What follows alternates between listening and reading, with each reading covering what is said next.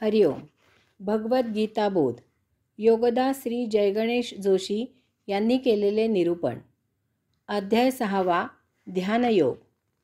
ओम श्री परमात्मने नमः. अथ षष्ठोऽध्यायः. जय योगेश्वर. परम आत्म्याला नमस्कार. अध्याय 6. श्लोक क्रमांक 8. ज्ञानविज्ञानतृप्तात्मा कूटस्थः विजितेन्द्रियः युक्तः इति उच्यते योगी समलोष्टाश्मकाञ्चनः. ज्ञान आणि विज्ञान याने समृद्ध जीवात्मा ऐरणीसारखा स्थित आणि निर्विकारी असल्यामुळे तो विशेष प्रकारे देहादी इंद्रियांवर जय प्राप्त करतो. असा साधक योगयुक्त म्हटला पाहिजे, कारण तो मातीचे ढेकूळ, दगड आणि सोने यांच्यात समत्व बुद्धी ठेवतो. ज्ञान विज्ञान तृप्तात्मा. भौतिक ज्ञान आणि विज्ञान. विज्ञान आणि ज्ञान यांचा भौतिक अर्थ आपल्याला माहीत आहे. ज्ञान म्हणजे सर्वसाधारणपणे जीवनावश्यक वस्तू मिळवण्याचा विचार असणे, त्यासाठी अन्न वस्त्र निवारा मिळवून जगण्याची कला माहीत असणे. विज्ञान म्हणजे जगण्याची कला सुकर करणे, आरामदायी करणे, जेणेकरून आयुष्य जगताना सौख्य प्राप्त होईल असे करणे. त्यासाठी पंचमहातत्वातील शक्तीचा जास्तीत जास्त शोध घेऊन त्यांचा वापर करणे. ज्ञान विज्ञान याचा भौतिक अर्थ येथे अपेक्षित नाही. त्यासाठी ज्ञान आणि विज्ञान याचा आध्यात्मिक दृष्टिकोनातून अर्थ समजावून घ्यायला पाहिजे. आध्यात्मिक ज्ञान. आध्यात्मिकदृष्ट्या ज्ञान म्हणजे परमात्मा प्राप्तीच्या मार्गाने जात असणे.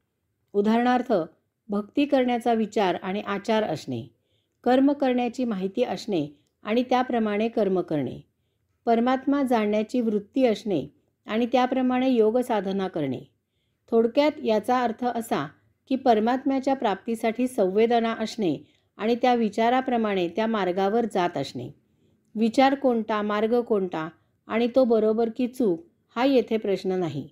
परमात्मा प्राप्तीचा विचार असणे आणि त्यासाठी त्या विचाराचा आचार असणे याला अध्यात्मामध्ये ज्ञान असं म्हणतात. आध्यात्मिक विज्ञान. आध्यात्मिकदृष्ट्या विज्ञान, विशेष ज्ञान म्हणजे ज्ञानाचे आचरण करताना असलेली समत्व बुद्धी. कोठेही भौतिक दृष्टी ठेवून भौतिक साध्य करण्याचा प्रयत्न न करता केवळ ज्ञान आचरणात आणणे म्हणजे विज्ञान. परमात्मा प्राप्ती एवढा आणि एवढाच एकमेव उद्देश ठेवून योग साधना करणे म्हणजे विज्ञान. योगमार्ग कोणताही असला तरी तो आचरणात आणताना भौतिक व्यवहारांचा विचार न करता समत्व बुद्धी ठेवून योगमार्ग आक्रमिणे म्हणजे विज्ञान होय. उदाहरणार्थ, मित्र आणि शत्रू यावर सारखेच प्रेम करणे. तृप्तात्मा. येथे तृप्तात्मा असा शब्द वापरला आहे.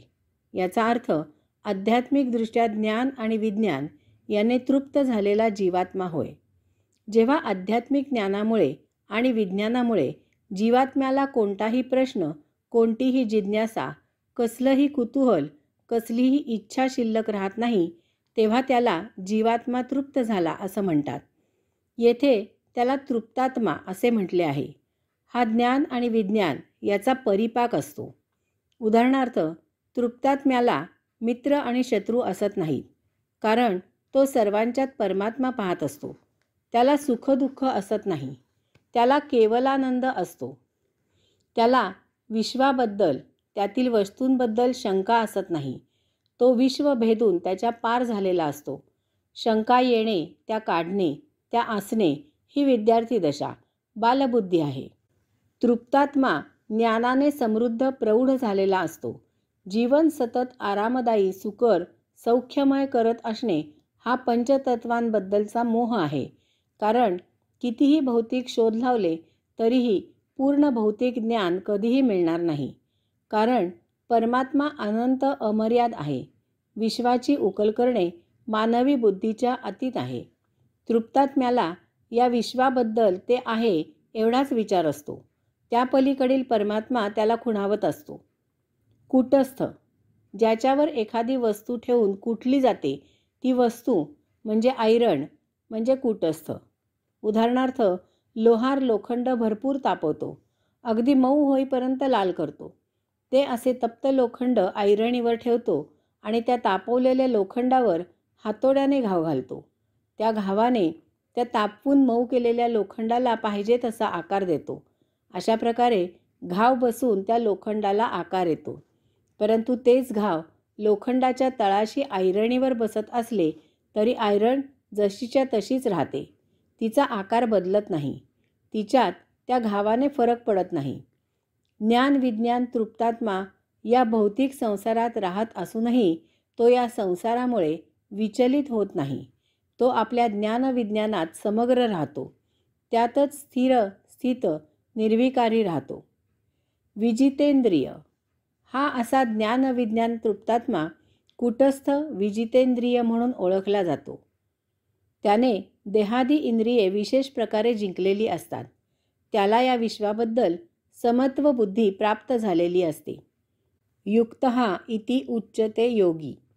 श्लोक क्रमांक 4 मध्ये योगारूढ आणि 7 मध्ये जितात्मा म्हणजे काय ते आपण पाहिले.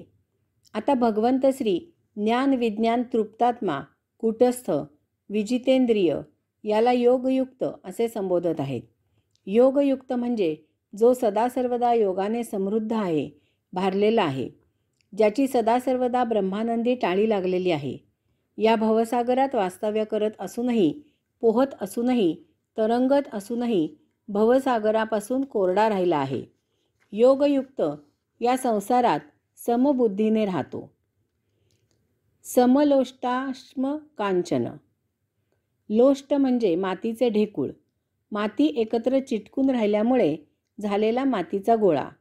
अश्म म्हणजे दगड, पत्थर. कांचन म्हणजे सोने. भगवंत श्री सांगत आहेत की हा असा ज्ञानविज्ञान तृप्तात्मा कूटस्थ विजितेंद्रिय योगयुक्त मातीचे ढेकूळ आणि दगड आणि सोने हे सारखेच समजतो. त्याला यात फरक जाणवत नाही. मातीचे ढेकूळ ठिसूळ असते. एक हलकासा फटका ढेकूळाचे कणाकणात रूपांतर करू शकतो. दगड टणक काळा कभिन्न असतो. त्याच्यावर ताकद लावून घणाचे घाव घातले तर त्याच्या कपच्या उडतात. तिसरा पिवळा धम्मक दगड असतो. हा महालवचिक असतो. याला सोने असे म्हणतात. भौतिक जगतात याला फार किंमत असते. सोने ही धनसंपत्ती असते. लोक सोन्यासाठी एकमेकांचे गळे कापतात. सोन्यासाठी स्वतःच्या जीवावर उदार होऊन दुसऱ्याचा जीव घेतला जातो. सोन्यापुढे स्वतः सकट कोणाच्याच जीवाची किंमत जास्त नाही. सोन्यापुढे कशाचीही पर्वा नसते. योगयुक्ताला हे सर्व समसमान असते. त्याला माती, दगड, सोने यात काहीच फरक जाणवत नाही.